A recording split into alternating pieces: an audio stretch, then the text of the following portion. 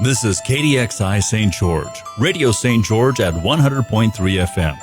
It's now time for tips, topics, issues, and positions. And now your host for tips, Dr. Bob Oxley. Hello, everybody. Bob Oxley here for another show. Here we are, topics, issues, and positions. And I've invited back two of my experts because we're going to be talking about politics. I'd like to bring back Dr. Chip Mcleod from our History Political Science Department, as well as Professor Joe Green. Welcome back, gentlemen. Hi, Bob. Good afternoon. And it's been quite a month. Last month we got together and we were talking about all the candidates running for the candidacy for president in the Democratic Party, and Super Tuesday just happened, and all kinds of things have happened. Joe Biden came with one of the most extraordinary comebacks in the history of American presidential politics, and the nomination he's pursued for more than 30 years now lies within his grasp as a result of last Super Tuesday. And we've got a gentleman by the name of Bernie Sanders who's giving a run for his money, but he's behind now in the delegates. Just to get it started, what was your impression of last Tuesday? Were you surprised like I was? I think surprise is the watchword in American politics now, Bob. People try to predict, try to look at this based on the past, and there's just no way to tell. I was surprised, yeah. It looked to me like Biden had just lost it, but he hasn't. He's back in. I was surprised. Amazed, astounded. Biden, as far as I was concerned, was written off.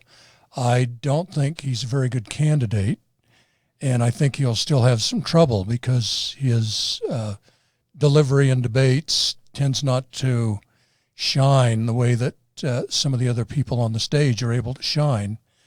But the betting odds, I think, had him at like 11% chance of him winning before the South Carolina primary. So James Clyburn, the senior representative from South Carolina and kind of the dean of African-American congressmen, right. He's the whip of the House. He's one of the major leader in the leadership. Made what looks like an astounding speech. I read an account of the speech in which she did the kind of thing only a really good black minister can do in a speech, and convinced South Carolina African Americans that they had to vote for Biden, that Mr. Sanders and other candidates weren't up to the task. And he got 50% of the vote in South Carolina. And something happened the next couple of days because Mrs. Klobuchar, Senator Klobuchar, and Mayor Buttigieg both dropped out, which meant the field was wide open. And the analysis we have is that there are these two tracks, a moderate track and a kind of a radical track. And with only one person left in the moderate track, well, there were two. Bloomberg was there, but he did really horribly the next day in the actual primary voting. And we can make fun of that because I don't think we'll really talk about. We're going to make fun of it. And so Biden's left standing, and he's getting all the money now. And well, everybody was waiting for. Nothing that Clyburn said was inevitable. Everybody kind of figured he would back Biden, and so he, as Joe was saying, in true Southern fashion, evangelized all the folks in South Carolina. They got behind Biden, and we'll have plenty of time for this, I guess, but the two tracks scenario is very important because that's one of the problems the Democrats face, and at the end of every single day, the basic question remains, who can get Trump out of the White House? That's what these people are thinking about at the end of every day as they strategize and watch some very interesting things happen, and Biden's leap to the front of the race was one of them. Joe and I were just saying the same thing. I thought he was gone. Yeah. Let me throw something at you. Just flash back to January the 31st. The Democratic National Committee makes a change in rules and allows Bloomberg to come in.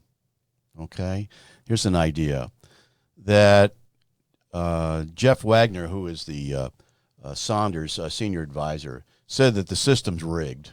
Okay, this is back in January. And to allow Bloomberg to come in.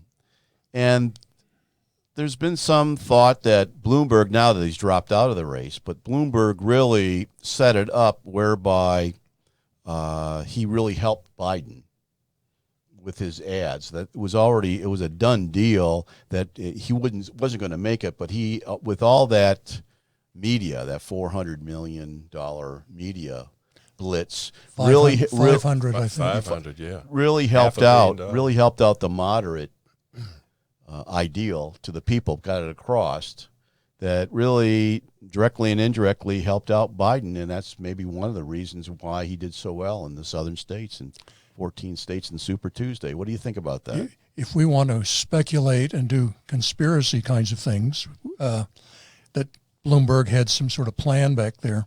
Here's another one for you that I'll throw out. The Democratic National Committee came to Klobuchar and Buttigieg and said, you got to go.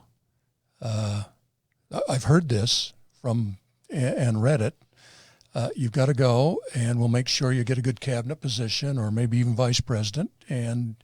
But we need to have somebody to stop Mr. Sanders. The Democratic establishment, especially the people who donate, are really nervous about a Sanders candidacy because he's talking about a revolution, and he uses the name Democratic Socialist, but his history, his life history is he wants to nationalize industries and so on. People are really nervous about him. So maybe that's a scenario, some kind of a scenario that worked out. I would not be surprised if Buttigieg or or Klobuchar were selected as a vice presidential candidate for Mr. Biden. He's old. He needs someone young. That might have been, maybe there's a price paid for that. That's pure speculation. I have no idea whether that. Everybody's talking about exactly what Joe is expounding on there. And, of course, the conversation when it gets real, as I'll call it, is, well, okay, let's suppose Biden is the nominee. He'd be wise, of course, to pick a very good vice presidential, running mate. And so what's he going for, a woman or the gay guy? That's out there on every show I watch every day and that sort of thing. I think Bloomberg wasted our time. He's got a lot of money. That was really interesting. I don't know whether there was any overarching strategy behind that, but with no hesitation at all, changing the rules for him was both inappropriate and wrong. And that's the nature of our political system, which is why people are so often disgusted with it.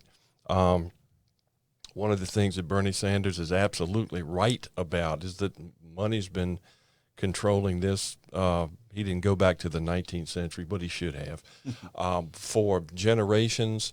And I would not be surprised in the least if there were not backroom wheeling, dealing, back scratching, you name it, to get Sanders out of this, because, as I've already said, the bottom line is who can beat Trump. And at the end of the day, in a general election, they got to think about it. They got to calculate it. And they're thinking that Americans aren't going to vote for this guy. He sounds like he's off the rails already. Well, my concern was that they dropped out the day before Super Tuesday, two of them, right? Pete and Amy dropped out, and they immediately endorsed and flew to Texas to be part of the pep rally for Biden. How ironic that is. And then you have, or is it? And well, I don't. And then you have the Super Tuesday, and Bloomberg, subsequent to the Super Tuesday voting, decides to drop out, and he states that not only is he going to back Biden, but he's got some airtime that he's going to devote to Biden's ideals. Okay, as far as his being candidate. So, and then Warren subsequently has dropped out because anybody that loses their home state to Joe Biden, who never visited that state during the entire campaign, and you lose your home state. She dropped out. She has not endorsed anybody because she lent herself towards Sanders. Well, in the blip of time in which Bloomberg was involved in this, just listening to him debate and what have you, he was in the forefront of people, obviously, when Bernie Sanders once again opined that I don't think billionaires should even exist. Bloomberg was right there, and if it's not obvious he's opposed to Sanders and everything he stands for, then I don't know who else up there would be. I mean, he was leading the pack.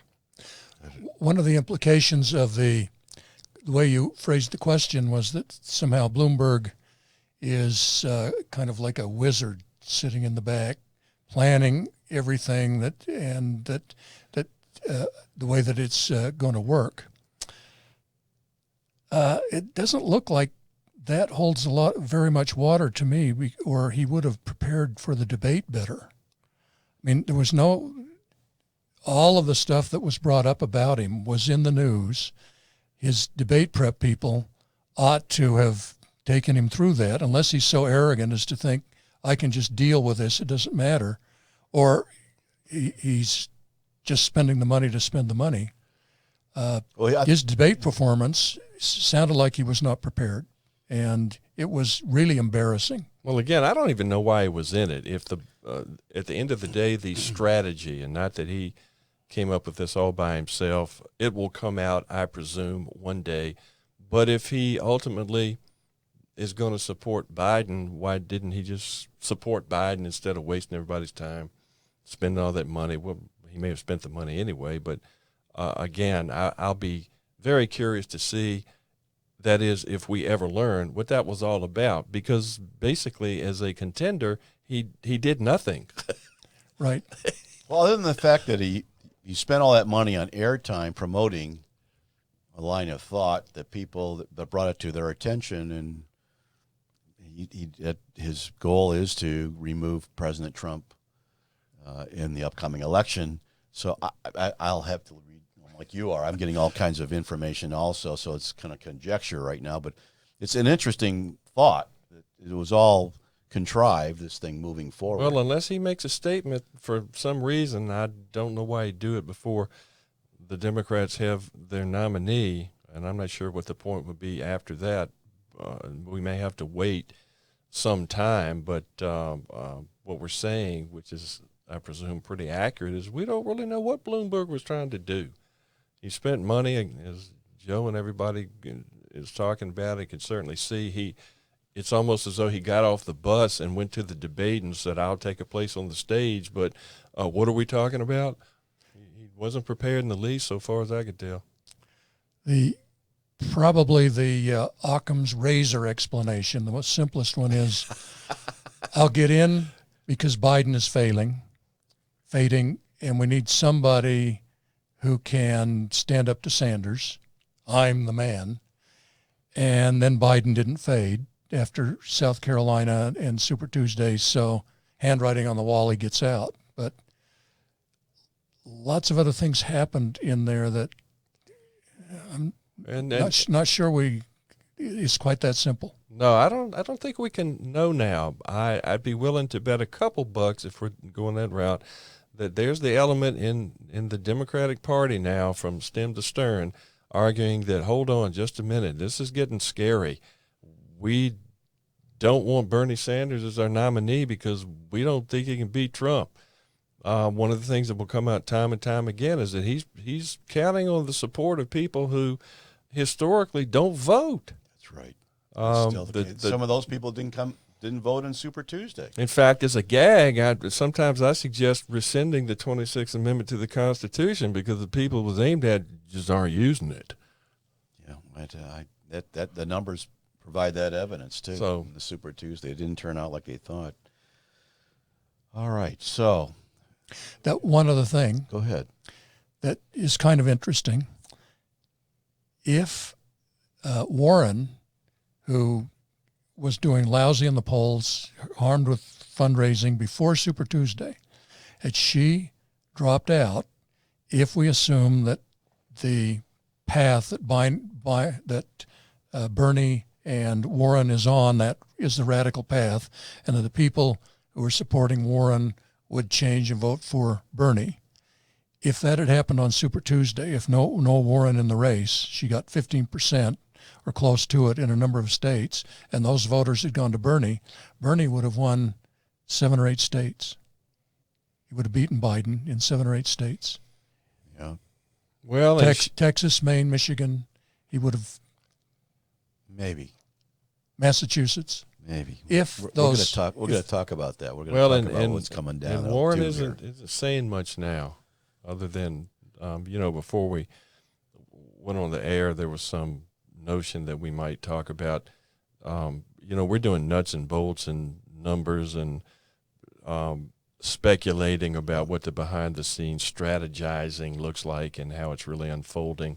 But a hot topic of conversation, of course, and it makes perfect sense, is that as you begin to survey that array of Democratic hopefuls in the beginning, there was the, what I'll call the cornucopia of peopledom in America that everybody was hardly surprised to see. And the conversation is there every day in the press and on TV, radio, and whatnot. Women, minorities, there's America. And here we go. The Democratic race is down to 2 reasonably aged white men, both of whom will be almost 80 years old on Inauguration Day in 2021. And the number of people in this country who have momentarily at least just thrown up their hands at the way this has gone is pretty interesting. There's some somewhere on the continuum between sad and just really downtrodden folks. We thought we were going to have a real presidential contender in the Democratic Party who better represents the growing, developing demography of America. And oops, here we go again. So anyway, that I think at some point that's worth discussing. Yeah. The other that go along with that,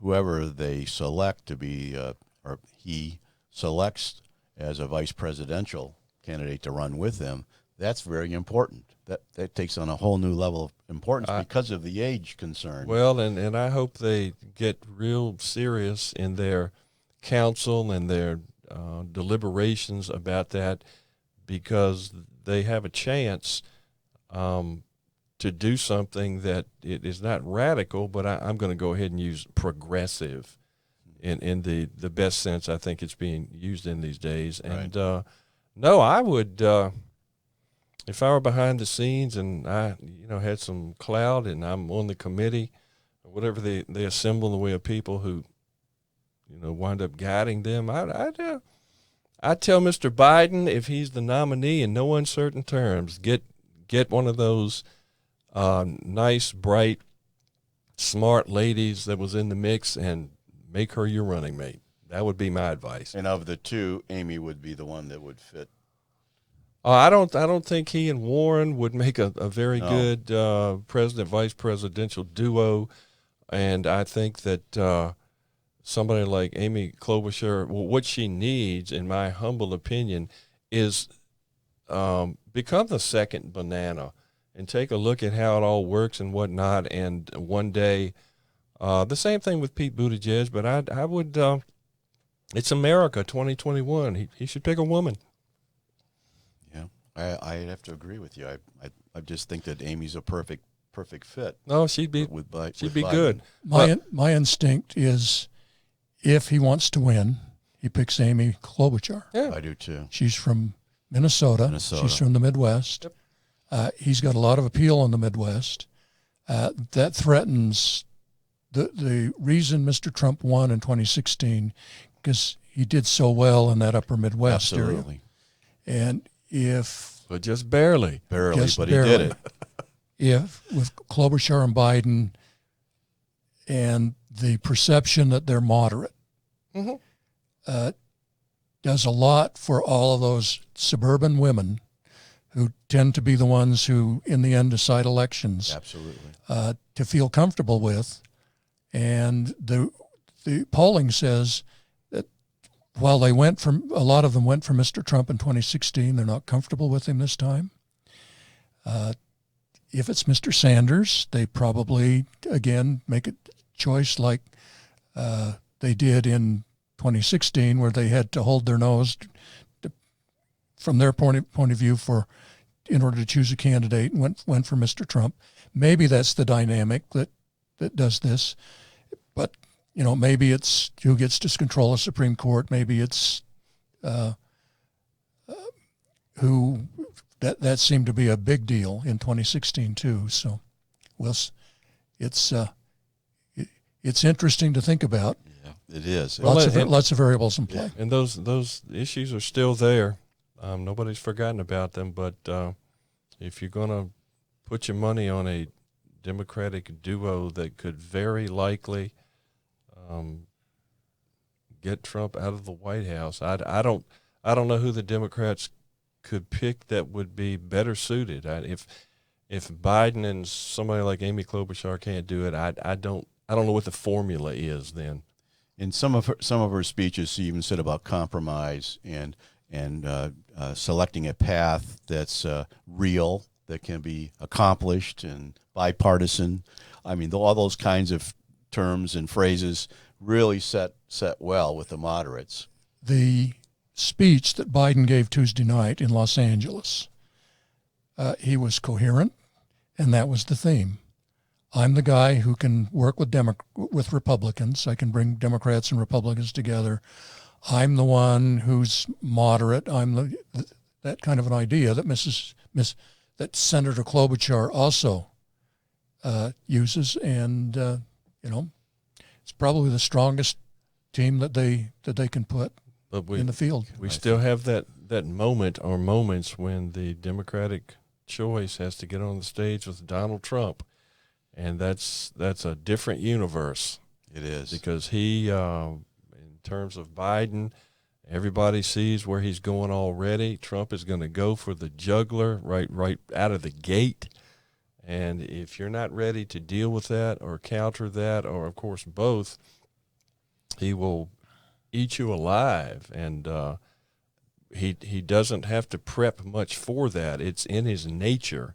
Yes, it is. And the Democratic contenders just don't seem to have that Trumpian mean streak. Not that that's the only way to counter him or deal with him or debate him, but that's something that's going to be very, very crucial because Americans are going to be watching that, and it could get ugly. I'm sure it will get ugly.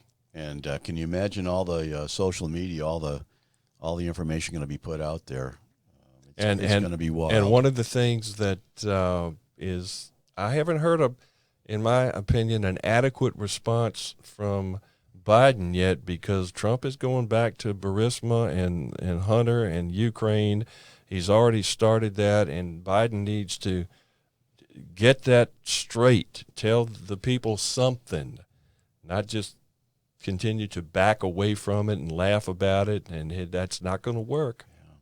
The one thing that Biden should be concerned about is stumbling over terms, over words, and getting some of the information mixed up when he's talking. I think Trump will jump all over that. But somebody already came back to me and said that, Trump is just as guilty of doing that as Biden is. So I just thought that Trump would really, you better be careful how you attack that. But. Well, the difference... the difference between getting facts, figures, and that sort of thing incorrect, and little flub-ups with elocution and what have you, they're not quite the same as facing a president who is Boyd Hazard or pathological liar. So they're two different bailiwicks. Well, we'll see how that works. We've got to take a break. Ladies and gentlemen, I hope you're enjoying this. So we've got Dr. Chip Mcleod and Professor Joe Green giving us their expertise. And so we'll be right back. Don't go away. And we've got lots more information here on TIPS.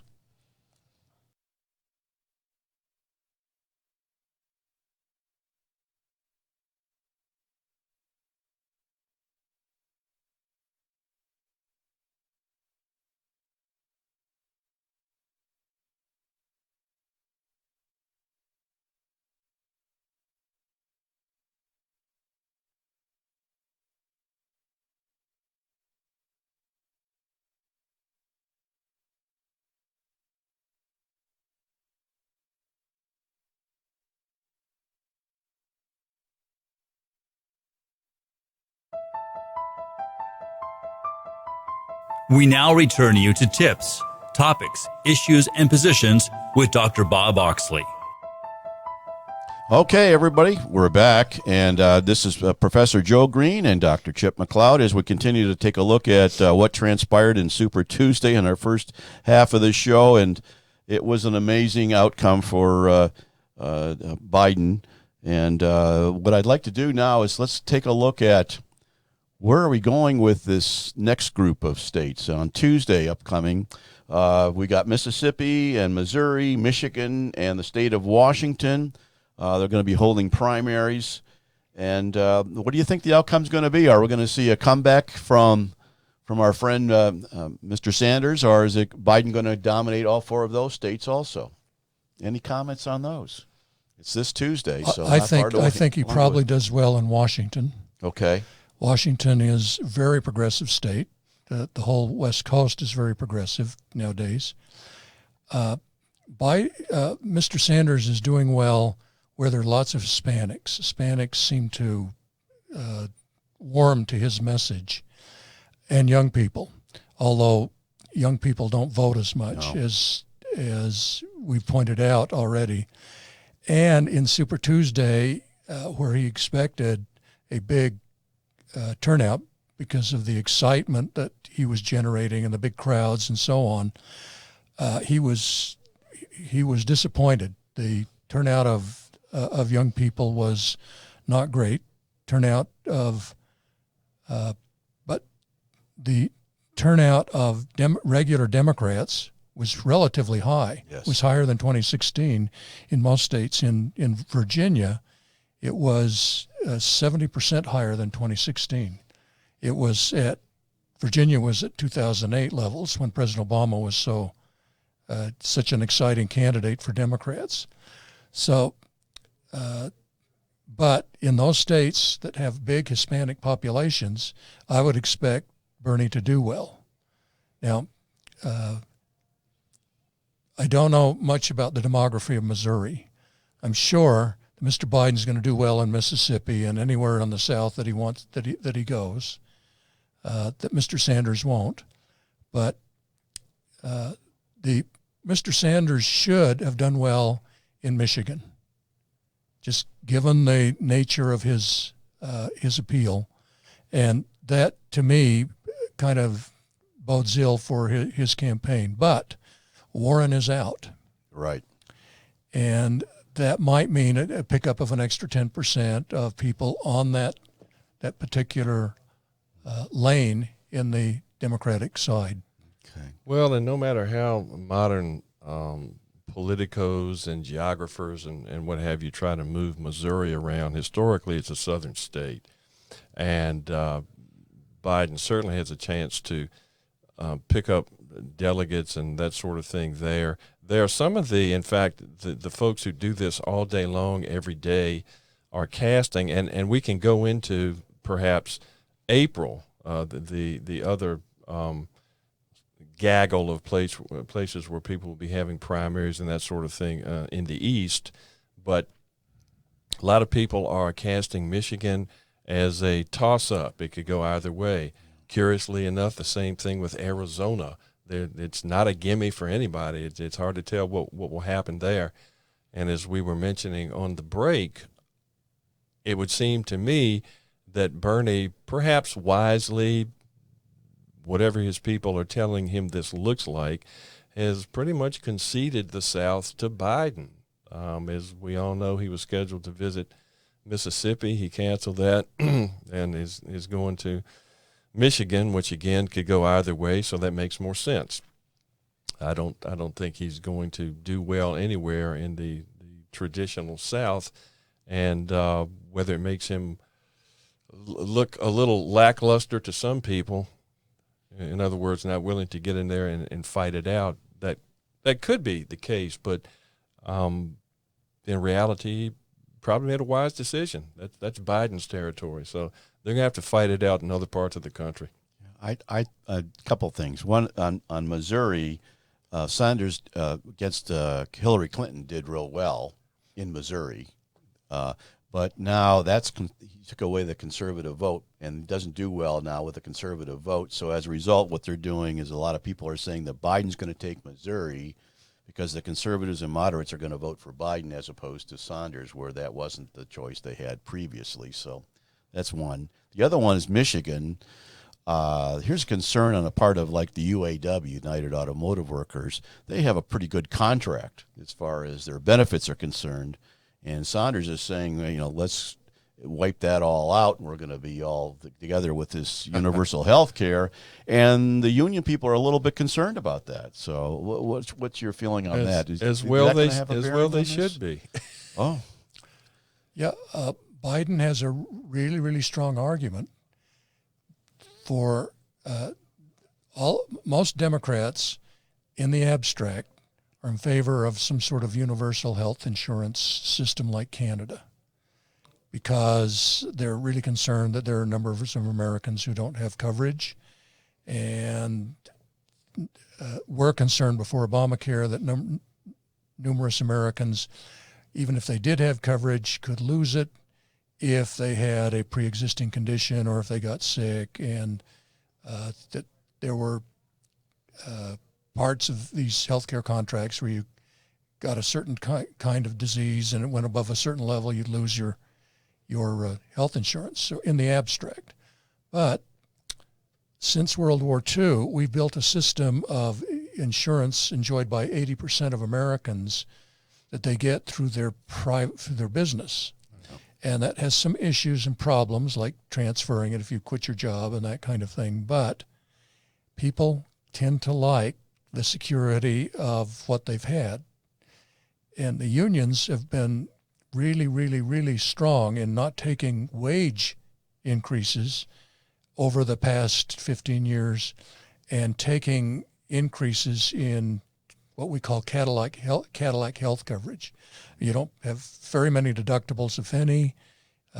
You don't have high copays.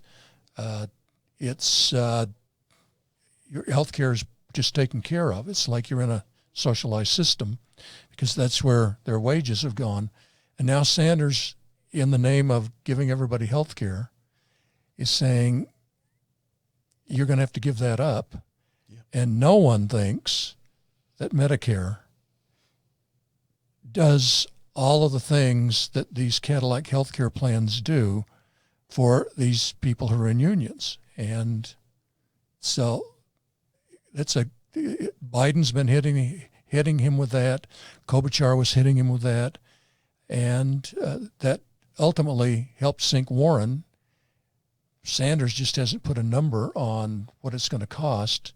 But, that's all Biden has to do with all of that. And, that can be very scary for millions of Americans. Well, there were numbers floating around, and nobody insisted that we nail them down and what have you. And the $25 to $30 trillion price tag over X number of years was out there, and that's probably conservative. That's probably inaccurate.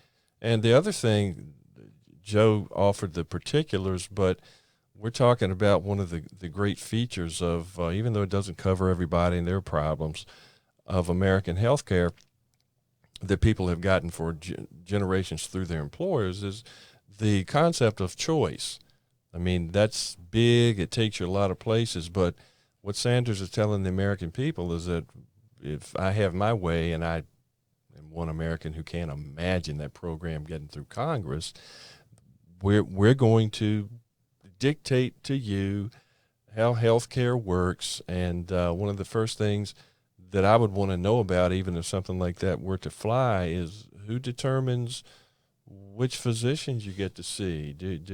We're going to set up some directory or this, that, and the other. But again, this notion that we've been choosing is part of the culture all this time, and now we're potentially faced with a system that means that's gone. I don't think most Americans are comfortable with that. And when you're going to, if you need an operation, when is that operation going to be scheduled? At what hospital? Yeah. Are you going to be sitting around for 6 months waiting to get in the queue? And who gets priority with that? It makes the determination of how serious it is. And we all know that, again, healthcare is, not to sound crass, but it's a commodity. It's a service. Everybody, again, the distressed 80-year-old who has horrible cancer or cardiovascular problems that in our system would require astronomical expenditures, which are ridiculous in the first place. What kind of system are we going to have that takes care of those people, or are they going to be aged out of it because it doesn't make economic sense to spend all that money on somebody who is, again, actuarially dead?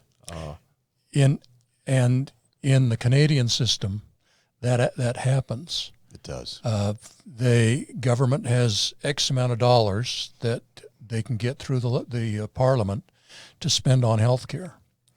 And they love the idea of everybody having a card, being able to go for free to go see your physician when you've got a cold or you've broken your arm or something like that. And it's all free, and Canadians love it. It's free?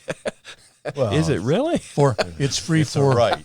Yeah, You're just paying for it a little bit. No one has any out-of-pocket costs when they first go. But if you have some kind of a serious problem that requires some sort of specialist, now because there's only a limited amount of money, they limit who gets to see the specialist, who gets to have the procedure, and they put you in lines in order to do that. So you have if you remember back when Obamacare was being debated, the leader, chief, president, or whatever it is of Nova Scotia, the guy who ran Nova Scotia, Prime Minister, had needed a heart surgery and came to the United States rather than stay in Canada in order to do it, because for those who can afford the system, people in unions can, you get the best doctors in the world, you get the best, most modern medical equipment. I remember 20 years ago when the Clinton, was it 20 years or 25, when the Clinton healthcare proposal was being debated. That was Hillary. Someone noted that there were more MRI machines in Minnesota than there were in all of Canada. We just have certain advantages in the United States that occur because of that. And when the government is spending its healthcare budget in a democratic way, it's going to do care, and it's probably going to skimp on the research and skimp on the more expensive procedures. And there will be people who are too old. They'll go to the back of the line and won't get the procedure before. Age discrimination. Huh? Well, and it would be interesting to see a poll with some good, accurate coverage as to what Americans think a Bernie Sanders health care plan would look like. I mean, I actually don't. I don't know whether all these people out there cheering him on that basis really think that, okay, we'll institute a program that means, based on the notion that health care is a human right, and no matter what's wrong with you, we're going to have a system where you can be introduced to it and have whatever's wrong with you taken care of. I don't know if they're thinking about this, if they've read up at all on how this works, but that is unfortunately impossible, that can't obtain. So I wonder if they've thought about that. And does not obtain in any of the places that Sanders praises. Like he got in a brouhaha over Cuba, and he didn't talk about health care, but he has in the past. It doesn't obtain in Sweden. It doesn't obtain in Denmark. Right. It's a little better in Norway, but Norway has oil money that they use to make their system work a little bit more generously, Yes, they do. but they still run into problems in Norway. But certainly the old Soviet Union, you wouldn't trade your health care for what was going on in the old Soviet Union or Nicaragua or other places that he has praised in the course of his career. Interesting. Okay, let me take it forward. Wait a minute, before I let you go. So we've got these 4 states coming up. We got Washington, Missouri, Michigan, and Alabama, is it? Oh, Mississippi. So who's going to ask you each? Who's going to win Mississippi? Is it going to be Biden or is it going to be Sanders? My prediction is that Trump wins Mississippi. Wait a minute, wrong party there, Joe. We'll get to that. What do you think? You think that Biden's going to take Mississippi Oh, yeah. because of the African American? Biden has the African American vote now, just No, solid. he's going to sweep the South. Bernie has no cachet, no legs, no nothing in the South. Okay, now what about Missouri? I think Biden is likely to take Missouri too. Yeah, Very I do likely. too. All right. Yep. What about the wonderful state of Michigan? Before Super Tuesday, I would have predicted Sanders going away, Yeah. but I don't think so now. Down to the minute, the people, once again, who do this all day long, every day, won't forward a prediction. Everybody I've been reading, listening to, is calling Michigan a toss-up. It could go either way. Wow. And what about the state of Washington? I think Sanders does well in Washington. Yeah, Joe made good points. I mean, you got to take a look, as you do everywhere, at the demography there, who's in the mix and whatnot. And Washington's a pretty progressive state. Just so you know, the governor of Michigan has endorsed Biden, which is nice. Well, She said that of the two, that Biden seems to be the one that her state would be most. Well, and it's time to do those calculations, and you have to get out there at some point, and these primaries are forcing people to make some kind of decision, because now is when it really counts as you make your way to the nomination. And Does Michigan have a large Hispanic population? And I think Biden wins going away. African American. I would bet it's not even close. I think what got my attention was the unions. The UAW in particular came out and felt very uncomfortable with Sanders. Well, again, but between the governor's endorsement, and you're talking about people who work in a very powerful industry who certainly don't want people taking their benefits away from them. No, and they've got it. And the automotive workers, they've always had a great benefit package. That could spell this for Sanders right there. Yeah. I think what Super Tuesday did is it said, here's someone who has a legitimate chance to beat President Trump. If you're a Democrat, that's what you want. And we're going to stick with him. And I'll bet most Democrats do. And I bet Biden goes into the convention. I thought it was going to be a brokered convention. I did too. I absolutely thought it did. I did too. And now I don't see that happening. No, there may be none of that. He may be the clear runaway winner for the nomination. They don't have to sing and dance and negotiate and any of that. Well, here's my next question for you. This goes. I think you've already opened up the kimono on this one, but who's stronger against President Trump? You keep hearing the banners being waved. We got whatever it takes to beat Trump. That's all we care about.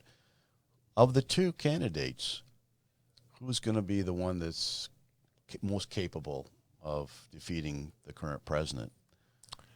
The candidate has to be somebody who can compete in Ohio. I think the Republicans are going to get Florida this time, but North Carolina might be a toss-up, but Pennsylvania and Michigan and Wisconsin and Iowa and Ohio, Arizona probably is on that list. If it's Biden versus Trump, I see Biden being really strong in those Midwestern states, maybe even in Ohio. Boy, that's going to be something. And so the polling right now where they're doing Trump versus Biden has they did Trump versus Biden, Trump versus Sanders. Trump's at around 44%, and both of these two are at 50. Biden was okay. That's the Real Clear Politics average poll as of this morning, and I just think that in those suburban enclaves where the female vote, single and married, tends to be the determiner of elections in those battleground states, in Pennsylvania especially, the suburbs around Philadelphia, went for Trump. And Biden might be safe enough, especially with a Klobuchar, as Chip and I have decided that's who it's going to be. Well, that's why you're here. I got the committee here. I'll write the letter informing Mr. Biden of our choice Right. when this is over. He'll want to read that quickly. I think he does really well, and I think it's going to be really, really close. No, it's very interesting that what we're talking about are mostly states where, once again, Trump barely won in 2016.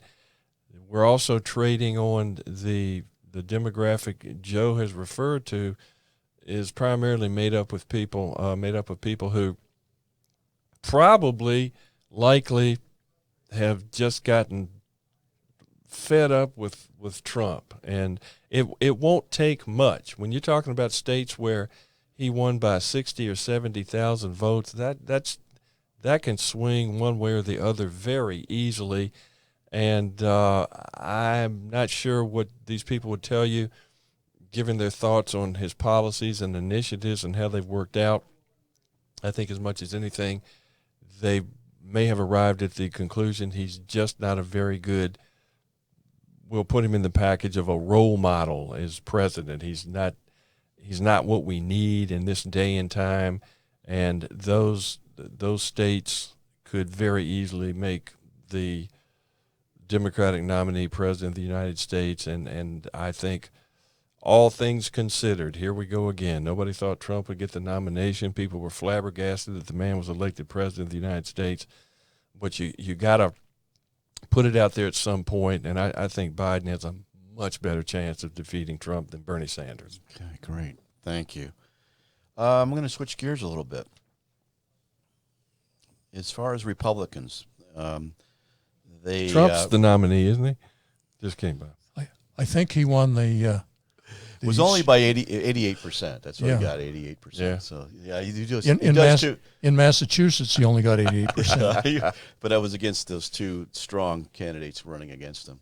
Yes. That nobody knows their name. But anyway, Republicans hope to battle back in Congress, and says Republicans lost 7 congressional seats in California in 2018, but they hope to regain at least a few of them this time around.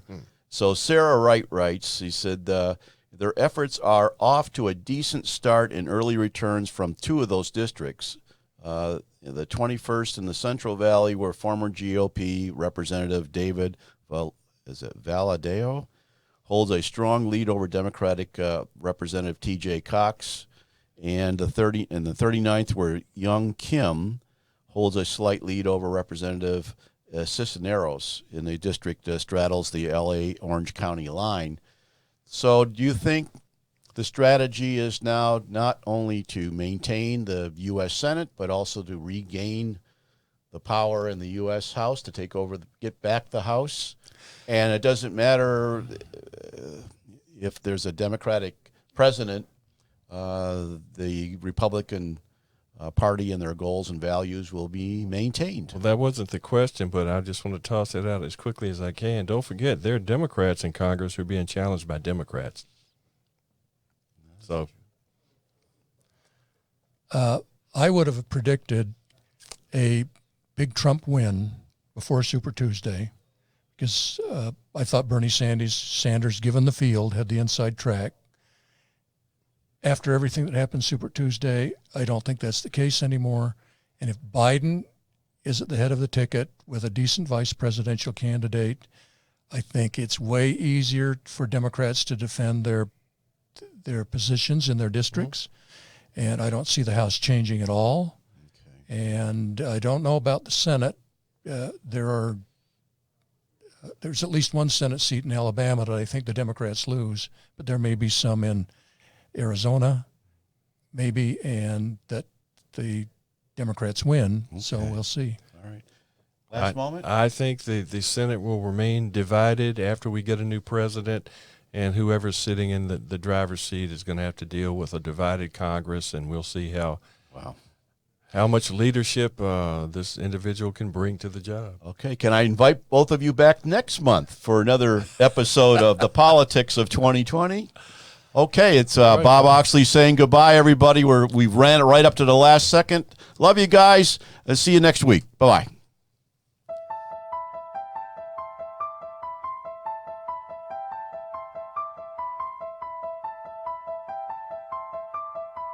You've been listening to Dr. Bob Oxley with tips, topics, issues, and positions.